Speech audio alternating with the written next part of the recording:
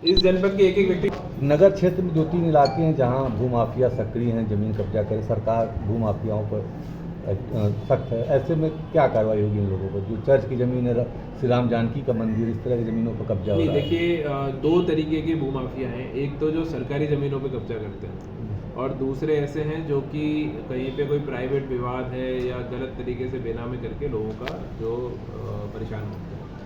तो जहाँ पे जो सरकारी ज़मीनों पे कब्जा करते हैं उसके विरुद्ध तो आपको पता है हम लोग लगातार अभियान चला भी रहे हैं। मैक्सिमम जगहों पे हमें सफलता भी मिली है और जहाँ पे कई बार कोर्ट केसेस के चक्कर में कई बार उसमें डिले भी हो जाता है, लेकिन उसको हम लोग लगातार जैसे जैसे विषय हमारे संज्ञान में आ रहे हैं हम लोग परस्यू करके। और माफिया की परिभाषा बहुत बड़ी है। तो एक गरीब आदमी का अगर कहीं पे कोई कहीं पे बंजर की भूमि पर 50 साल पुराना मकान बना हुआ है तो वो माफिया की श्रेणी में नहीं आता। पहले इस चीज़ को हमें क्लियर करना चाहिए। माननीय मुख्यमंत्री जी ने अनेक अवसरों पर इस चीज़ को स्पष्ट किया है कि माफिया का तात्पर्य होता है कि जो संगठित गिरोह बनाकर बड़े आर्थिक लाभ के लिए और व्यापक रूप से जनमानस को प्रभावित करता है, ज़मीनों पे कब्जे करता है अथवा अवैध उसका हस्तांतरण करता है, तो वो माफिया की श्रेणी में है। तो जो गरीब लोग हैं वो माफिया की श्रेणी में नहीं है। हाँ, ये है कि जहाँ पे बेशकीमती ज़मीनें हैं, अगर सरकारी ज़मीनें उन्हें कोई कब्जा करता है और उसमें फिर उसमें उसका हस्तांतरण करता है, वो माफिया की श्रेणी में है। और इसके अतिरिक्त जहाँ पे प्राइवेट ज़मीनी विवाद है उसमें भी कोई व्यक्ति मल्टीपल टाइम्स उसको दूसरे लोगों को बेच देता है, उनको फंसाता है बेनामी आदि करके, वो माफिया की श्रेणी में है। तो उस पर हम लोग कार्रवाई करेंगे। जहाँ तक आपने चर्च का एक विषय बताया है, एक राम जानकी मंदिर के बाद बताया है, मैं रोज़ कलेक्ट्रेट में बैठता हूँ। अभी तक मेरे पास कोई व्यक्ति इसमें आया नहीं है एप्लीकेशन लेके।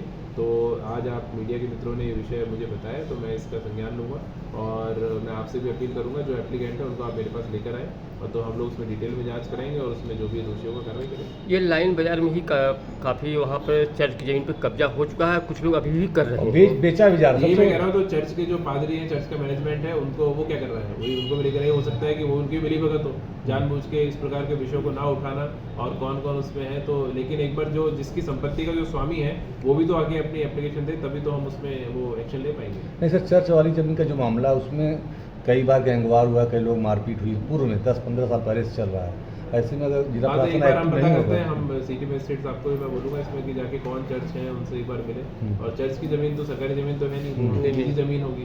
तो चर्च के जो पदाधिकारी हैं उनसे चर्चा करनी पड़ेगी। वो आए नहीं आज तक, तो इसका मतलब कुछ और इसमें बात होगी, उस पर डिटेल में हम लोग प्रयास करेंगे। नहीं सर, जो गरीब आदमी कोई ज़मीन खरीदता है, गलतफहमी में खरीदता है, सस्ती ज़मीन पाएगा, तो एक गरीब आदमी इससे परेशान होगा। हाँ, ये ज़रूर मैं कहना चाहूँगा कि सभी जो ज़मीन में जो लोग ऐसे लोग हैं जो सज्जन लोग हैं ज़मीनें खरीदते हैं, तो ये ज़रूर चेक कर लें कि जो ज़मीन व्यक्ति उनको बेच रहा है वो ज़मीन भूमि विवाद से मुक्त है, उसका वो भूस्वामी है, उसका कब्जा होना चाहिए।